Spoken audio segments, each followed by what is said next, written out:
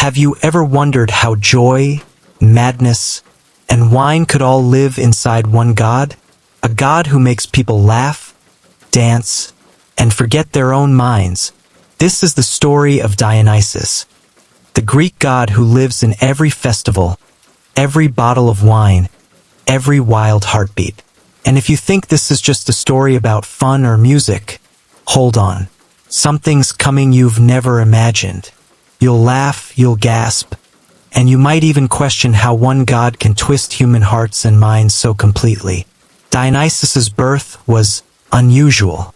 His mother, Semele, a mortal, fell in love with Zeus, and that love sparked a story that would shock the gods themselves. Hera's jealousy struck, Semele perished, but Dionysus's fate? Zeus saved him, hiding the unborn god in his thigh, and from that miracle came a god unlike any other. Wherever Dionysus went, hearts ignited, some with joy, some lost in madness, and no one could really tell where reality ended and the divine began. You know, people whispered, "This god drags you into wine and chaos," and suddenly, you don't even know where you are. But this isn't just a story of happiness. Dionysus broke rigid rules, challenged arrogant kings, and showed that a truly free spirit bows to no one. When he confronted Pentheus in Thebes, everyone watching realized that freedom has a price. And sometimes, it's a little wild, a little dangerous, and totally unforgettable. And now you're about to step into that journey. Every sip, every dance, every spark of ecstasy is going to pull you deeper into Dionysus's world. A world where joy, madness, and divine freedom are all mixed together. But here's the thing. To see every twist, every secret, every moment that will leave you stunned, you have to stick around. And if you want to catch every detail, every divine surprise, hit that subscribe button, tap the bell icon, and drop your city in the comments so we can see where Dionysus's madness is reaching tonight. So, dim the lights, lean back, and get ready to step into a world where Dionysus rules. A world of laughter, chaos, and a freedom so wild, you'll feel it in your own heartbeat. Because this isn't just another bedtime myth.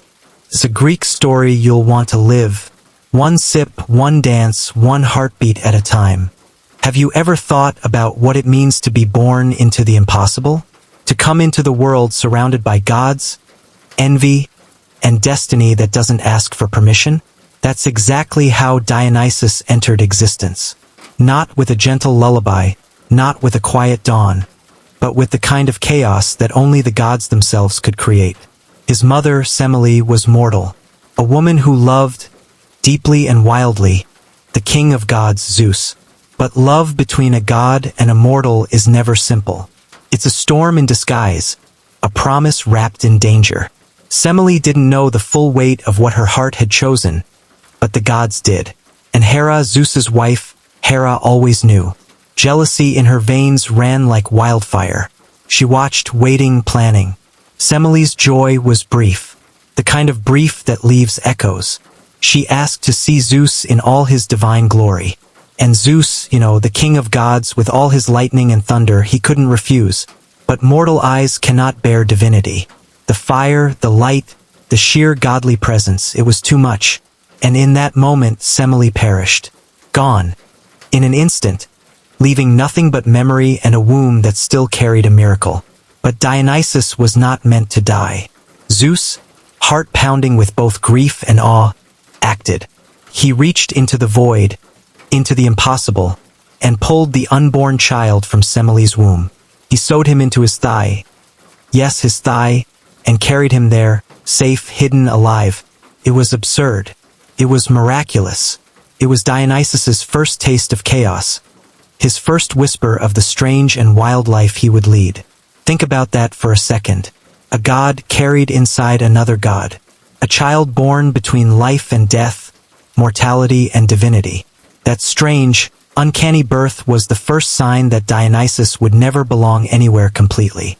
not among humans, not fully among gods. He was always a bridge, a spark of both worlds, a living contradiction. And when he finally emerged, the world took notice. Not with trumpets or fanfare, but with a quiet, unsettling awareness. Something had changed. Even Zeus felt it. A new god had been born. Not orderly, not polite, not predictable. Dionysus came with laughter, with rebellion, with the energy that no throne, no law, no mortal could contain. His childhood, if you could call it that, was anything but ordinary. Raised partly in secrecy, partly among nymphs and mountains, Dionysus learned the wild, the unexpected, the intoxicating rhythms of life. Every lesson was a tease, a hint of the power he would wield. Every laugh and every tear became part of his education in chaos. Because Dionysus's world was one where joy and madness danced side by side, where freedom was learned in the sway of trees and the rush of rivers, and where even a god's control could be challenged by sheer will and charisma. But don't think his story started easy. Even gods questioned him. They whispered. They doubted. He's too unpredictable, they said. Too dangerous. And they weren't wrong. Dionysus's power wasn't in strength or in armies. It was in influence, in the ability to make mortals and immortals alike feel the pull of something larger, something wilder than themselves. From the moment he opened his eyes, Dionysus embodied duality. Life and death, joy and madness, order and chaos, and that duality would define every festival, every ritual, every step he took as he moved through lands and hearts alike. And here's the thing, his birth wasn't just a story. It was a promise that the world would never be simple again, that even in the rigid, controlled halls of Olympus, there would be a wild, untamable spark, that laughter could coexist with fear, that intoxication could reveal truth, that madness could teach lessons no logic ever could. So when you think of Dionysus, remember the way he came into the world. A child of contradiction, a god born from tragedy, carried in the impossible, waiting to teach the universe that life, when lived fully, is never neat. It's chaotic, it's intoxicating, and it's absolutely unforgettable. Because Dionysus's birth was just the beginning. The first page of a story that will pull you into forests, into revelries, into madness, and into divine freedom. And trust me, once you step into his world, you'll never see joy, wine, or chaos the same way again. Dionysus didn't grow up like any other god. He wasn't tucked away in golden halls, sipping ambrosia quietly while the world passed by. No, he learned the rhythms of life in the wild, under moonlight, with the wind whispering secrets no mortal could hear. Every forest he entered became his classroom, every river and mountain a teacher. He wandered, and the world bent slightly to him, not in chains or submission, but in curiosity, in awe. The mortals who glimpsed him often didn't know what hit them. Some saw a young man with laughter in his eyes, carrying vines and fruits that seemed to hum with life. Some caught only a shadow moving gracefully through the trees, leaving whispers of music and a strange warmth in the air. You know, people would say years later, we didn't see him exactly, we felt him. And for a moment, the world made sense in a way that was dizzying. Dionysus taught the mortals something no king, no philosopher, no priest could ever explain. Joy wasn't just a fleeting emotion, it was a bridge between the mortal and the divine, the ordered and the chaotic. And the first lesson always came from wine. Not just the drink, but what it represented, the letting go, the freedom, the courage to feel something deeper than logic could touch. He planted the first vineyards in lands that had never seen them before, showing humans how to coax sweetness from grapes, how to turn them into wine that could lift spirits and shatter minds. With each vine, with each harvest, he gave a gift that was more than pleasure, it was transformation. A sip could make a cautious man brave, a grieving woman laugh, a hardened ruler weep. And through that intoxication, Dionysus showed them themselves, the part they kept locked away in daily life, hidden beneath fear or habit. But his gift was never simple. Wine could liberate, yes, but it could also deceive. It could reveal truths no one wanted to face. stir desires no one dared name, and push the line between ecstasy and madness until it blurred completely. And Dionysus? He watched it all unfold with a sly grin, knowing that freedom always carried risk. That joy without caution could be wild, unpredictable, and necessary. The god wandered through cities and countrysides alike, sometimes welcomed, sometimes resisted. In some towns, he was a whisper on the wind, leaving only vines and laughter behind. In others, rulers saw him as a threat, an intruder who challenged authority with nothing but his charm and a flask of wine. And when they tried to stop him, the chaos followed. Revelers dancing in streets, animals running free, music echoing through valleys, and the world tipping slightly out of its careful order. Yet Dionysus never forced anyone to join. He simply showed them the path, gave them a taste of possibility, and let them choose.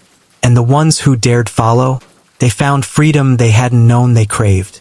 Even the gods couldn't fully predict his influence. He was a living paradox, gentle and wild, joyous and dangerous, mortal and divine all at once. And through it all, Dionysus carried himself with a kind of quiet confidence. Not arrogance, not tyranny, just the calm certainty of someone who knows that life, when embraced fully, cannot be tamed.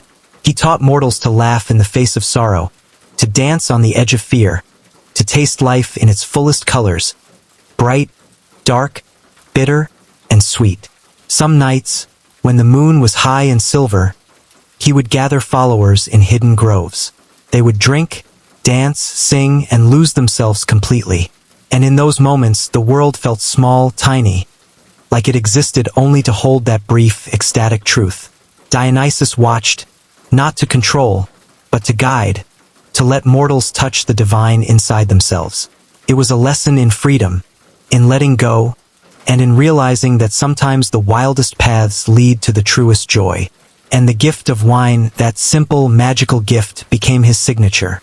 A reminder that life could be delicious, messy, intoxicating, and enlightening all at once.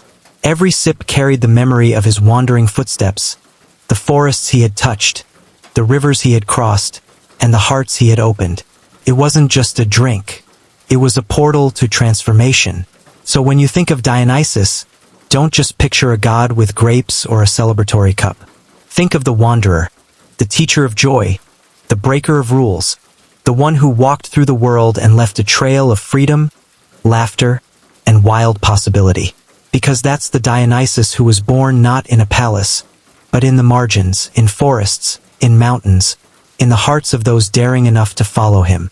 And that wandering, that gift of wine and freedom, is only the beginning of the story. The next chapters will take you deeper into the chaos, the joy, the madness, and the divine transformation that makes Dionysus one of the most unforgettable gods in all of Greek mythology. Dionysus had already walked the earth, planting vineyards, teaching mortals to sip the sweetness of life, to taste the wild freedom he carried in every step. But not everyone wanted to dance with the divine. Not everyone could handle the pull of joy mixed with madness. Some rulers, proud and stubborn, saw him not as a teacher but as a threat. And when a mortal heart is full of fear and pride, the consequences can be catastrophic. Thebes was one of those places. King Pentheus sat on his throne, rigid, calculating, believing himself untouchable. When whispers spread of a strange god, a wild god leading women into the forests, teaching them to abandon rules and embrace ecstasy, Pentheus' mind snapped. "This cannot be," he said, chest tight with fear and rage.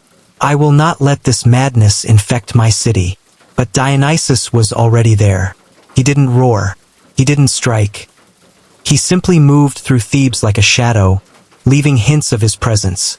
Laughter on the wind, the glint of wine in the moonlight, the subtle sway of a tree that seemed to bend just a little differently. And yet Pentheus saw only what he feared. He tried to capture Dionysus, to control the chaos he couldn't understand. But the god had already woven madness into the very fabric of the city. The women of Thebes, called the Maenads, followed him into the forests. They danced, they sang, their voices echoing through the trees, their movements wild, free, almost frightening in their intensity. Pentheus watched, horrified, unable to grasp what he was seeing. What kind of power is this, he thought. Not strength, not fire, not sword, but this, joy and madness, intertwined, unstoppable. Dionysus taught through this chaos. He showed that the human spirit could be liberated, even when the body was trapped, even when the mind clung to order. Madness wasn't mere lunacy. It was freedom in motion, a glimpse of the divine in the mortal soul. And the lessons were as sharp as they were intoxicating. Every dance, every laugh, every ritual carried a weight that no king, no council, no law could measure. Pentheus, of course, underestimated the god. He mocked, he resisted, he plotted. And in that hubris, he fell deeper into Dionysus's web. He disguised himself to spy on the revelers, believing cunning could outmatch divinity. But Dionysus had already bent reality to his will. The forest was alive. The trees whispered. The wind carried laughter and song that twisted minds. Pentheus found himself lost, confused, surrounded by voices and visions he could neither name nor resist. The line between reality and illusion blurred, and the king's arrogance became his trap. And that's the essence of Dionysus. He didn't conquer with force. He conquered by unveiling truths that mortals were too scared to face. The chaos he brought was not random. It was precise, surgical in its effect. Through wine, through dance, through ecstasy and madness, he revealed the rigid structures of society to be fragile, temporary, and often foolish. Some people called it terror. Others called it liberation. But for Dionysus, it was simply life as it was meant to be lived. Untamed, full, dangerous, and utterly unforgettable. He made the boundaries between mortal and divine, order and chaos, pleasure and peril, completely fluid. And in that fluidity, humans glimpsed themselves in a way they never could within walls, laws, or temples. And yet, Dionysus was never cruel without reason. Madness, ecstasy, chaos. All of it was a tool, a mirror, a challenge. He forced people to confront fear, pride, and control. He showed them that freedom comes at a price, that joy without awareness could burn, and that laughter could cut as sharply as a blade. By the end, Pentheus' fate was sealed. He became a cautionary tale, a story whispered in the streets of Thebes long after the revelers had returned home, a reminder that a god's influence was not measured in armies or gold, but in the power to open eyes, hearts, and minds. And the city itself changed. Even those who survived the chaos were touched by it. They had glimpsed a world beyond rules, beyond fear, beyond convention. They had tasted the strange, intoxicating freedom that Dionysus offered, and even if they didn't fully understand it, they could never forget it. Because this is what Dionysus does. He doesn't merely visit. He disrupts. He awakens. He teaches that joy and madness are two sides of the same coin, and that true transformation is never neat, never safe, never easy. And for those who follow, even for a moment, the memory stays.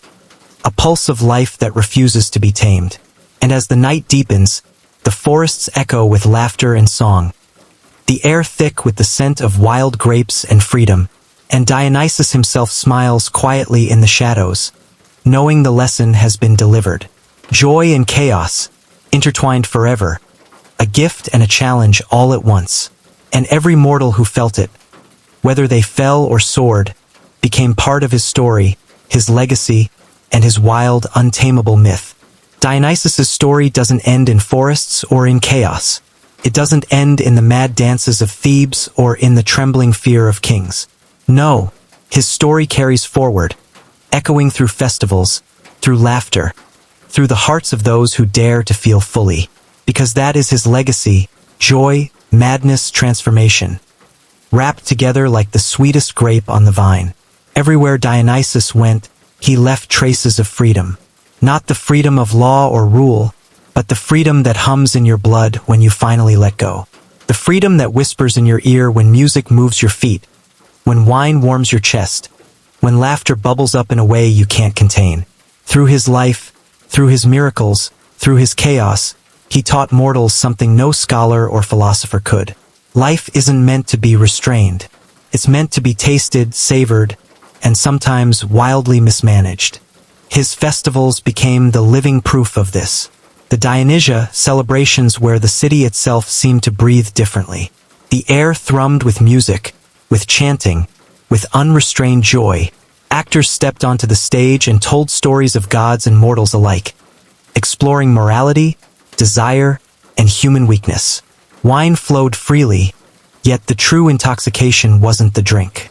It was the freedom to feel without boundaries, to experience life in a spectrum wider than fear or shame would allow. And yet, Dionysus was more than pleasure. He was transformation. Through him, mortals glimpsed parts of themselves they had never allowed to exist. The shy maiden who laughed too loud, the rigid merchant who dared to dance in the moonlight, the weary soldier who sang in the forest, all were touched by his influence. They were not merely revelers. They were participants in a subtle, divine alchemy. Madness and joy intertwined, dissolving walls between the mortal and the divine. Even the gods could not ignore him. Zeus, who had once carried the child in his thigh, watched as Dionysus carved a new path through Olympus and the mortal world alike. Other deities feared him, respected him, envied him. He had no armies. He had no throne. Yet his power was absolute because it was rooted in the one thing no god could fully control: the human heart. Dionysus's legacy is also a reminder that joy carries responsibility. It's not blind indulgence. It's awareness wrapped in delight. The wine that frees also exposes. The dance that liberates also teaches. He gave humans the tools to confront themselves, their desires, fears, and the hidden sparks of their own divinity.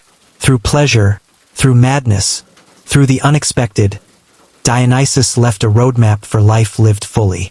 And history remembers him not just as a god of revelry. He is the god who broke boundaries, who challenged rigid order, who showed that joy could be both dangerous and enlightening. Through rituals and stories, through art and theater, Dionysus's presence never faded. He lives in the pulse of festivals, in the clinking of cups, in the wild laughter of those who dare to embrace life's contradictions. Even today, when humans gather, drink, and celebrate, there is a trace of him.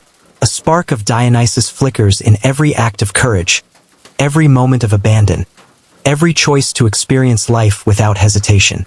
He reminds us that the world is not simply black and white, structured and safe. It is chaotic, beautiful, intoxicating, and full of lessons waiting for those who dare to see them. And perhaps the most powerful part of his legacy is this: he makes you feel alive. Not just superficially, but in the deepest, most primal ways. He reminds us that the divine is not distant, that it lives in the edges of our experiences, in the moments we let go, in the wild dances, the stolen glances, the laughter that breaks through walls. Through wine, through chaos, through joy, Dionysus touches the soul, and in doing so, transforms it. So when you think of Dionysus, don't just picture a god with grapes or a cup raised high. Think of him as the eternal teacher of liberation, the divine spark that turns the ordinary into magic, the one who shows that every dance, every celebration, every moment of madness has meaning. And that legacy, that intoxicating, beautiful, unstoppable legacy, is why his story continues to ripple through time. Dionysus's gift is subtle, but it is profound. It is a whisper in the night, a flicker in the moonlight, a heartbeat in the wine glass. He invites you to participate, to feel, to be transformed, because the story of joy, madness, and divine freedom is not just his. It is yours too, if you are brave enough to follow. And that is the final chapter in his journey. Not an ending, but a living, breathing reminder that joy, chaos, and transformation are eternal. That every celebration, every revel, every wild heartbeat carries a piece of Dionysus with it. And through that, he lives forever, in mortals, in myth, and in the endless dance of life itself.